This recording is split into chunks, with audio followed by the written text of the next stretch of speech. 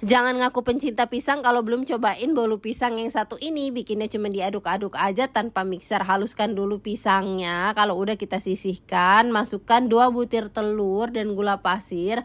Aduk yang rata sampai gulanya larut aja. Ini pakai Wish Idealef ya, tipe IL172B, dia tahan panas.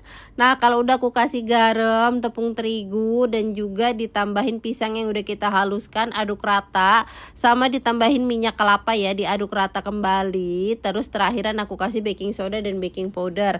Kalau udah masukkan ke dalam loyang yang udah diolesin pakai margarin dan tepung terigu, terus kita panaskan oven.